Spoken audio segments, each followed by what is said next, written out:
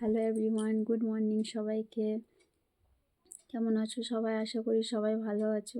দেখো আমি রেখা তোমাদের কাছে আরও কথা বলার জন্য কিছু চলে এসেছি। দেখো কিছু কিছু শ্বশুর বাড়িতে থাকে, কোনো একটা বউকে হয়তো ভালো চোখে তারা দেখে নিতে পারে না, দেখতে পারে না, ভালো চোখে হয়তো দেখতে পারে না। তারা সেই বউটাকে খারাপ চোখে দেখছে আর দেখবে আর দেখতেই থাকবে। ঠিক আছে? তো কিছু কিছু শ্বশুরবাড়িতে আছে কোনো একটা বউকে এতটাই খারাপ চোখে দেখে যে সে যতটাই ভালো করুক তাকে খারাপ চোখেই দেখে যাবে।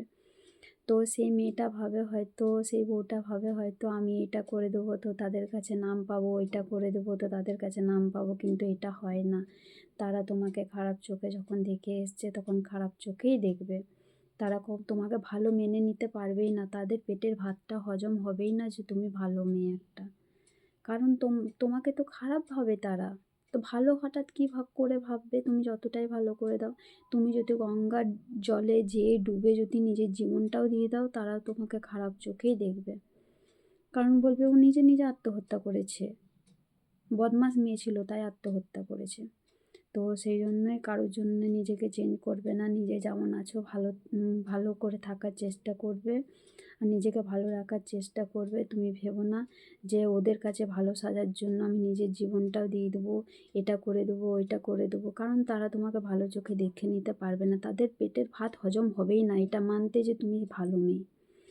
তো তাই তুমি একটা হয় না যে জলের বোতলের দেখবে দামটা, এয়ারপোর্টে আলাদা দাম থাকে, ট্রেন স্টেশনে আলাদা দাম থাকে, আর রাস্তায় দেখবে আলাদা দাম থাকে। তো মেয়েদের জীবনটা তাই একটা জলের বোতলের মতো, বিভিন্ন বিভিন্ন জায়গায় বিভিন্ন বিভিন্ন দাম থাকে।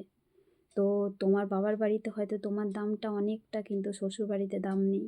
তো সেটা ভাবো যে এয়ারপোর্ট, আর এইটা ভাবো রাস্তার ধার। তো সেই জন্যই নিজেকে ওইটাই মনে করবে যে ওইটা বাবার বাড়িটা ভাববে একটা এয়ারপোর্ট। বুঝলে?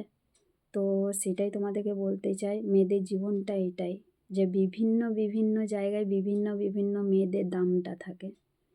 তো তাই কারোর জন্য নিজেকে পাল্টানোর চেষ্টা করো না, নিজেকে দোষ দিও না। আর যদি ভাববে যে আমি এত কিছু করছি তবুও আমি খারাপ হয়ে যাচ্ছি, তো তুমি যদি এটা ভাবো তো তুমি নিজের রোগে আক্রান্ত হয়ে পড়বে। নিজের শরীরে রোগটা নিজেই নেমন্তন্ন করে ডাকবে। নিজে দেখবে এত শরীর খারাপ হয়ে যাবে তোমার।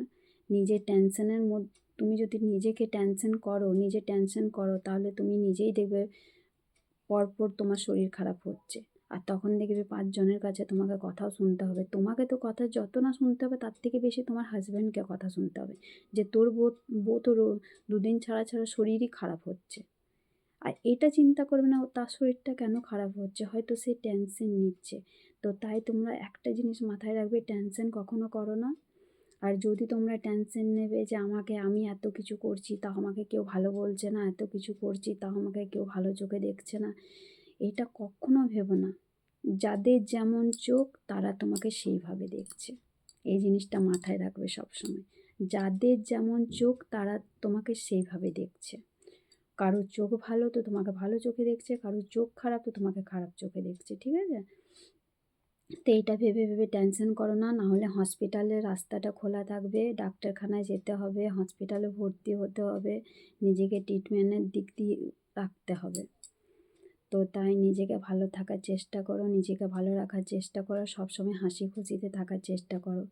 যদি তুমি টেনশন করবে না আমাকে এই খারাপ বলে দিল, ওই খারাপ বলে দিল, যাদের যে বলার তারা তো সেটা বলবেই। তুমি কারোর চলা পথ আর বলা মুখ কখন ধরতে পেরেছো? কখনো কেউ ধরতে পারে না। কেউ যদি ভাবে যে আমি ওই রাস্তা দিয়ে হেঁটে যাব, তুমি তাকে আটকাতে পারবে? সে তোমাকে মেরে ফেলেও চলে যাবে ওই রাস্তা দিয়ে। আর কেউ যদি ভাবে যে তোমাকে একটা গাল দিয়ে দেবো, তুমি তার মুখটা বন্ধ করতে পারবে? সে তো গাল দিয়ে তোমাকে পেরিয়ে যাবে। তো তাই চলা পথ আর বলা মুখ কেউ কখনো আটকাতে পারেনি। তা তুমি কোন মানুষ? বুঝেছ? তো যেমন বলে না গ্রহণ, যখন গ্রহণ লাগে তো চন্দ্র সূর্য তো গ্রহণ লেগেছে, ভগবানদের প্রতিও অত্যাচার হয়েছে, তো আমরা তো মানুষ, আমাদের প্রতি তো অত্যাচার হতেই পারে। যখন ভগবানের প্রতি লড়াই ঝগড়া অত্যাচার হয়েছে, তো আমরা তো মানুষ, আমাদের প্রতি হতেই পারে। তাই বেশি টেনশন করো না, হ্যাপি থাকার চেষ্টা করো। দেখবে জীবনের সব রোগ দূর হয়ে যাবে, নিজে ভালো থাকবে, অনেকটাই সুস্থ থাকবে। টাটা, এতটাই তোমাদেরকে বলার ছিল। পরের ভিডিও নিয়ে আরও ফিরে আসবো আমি।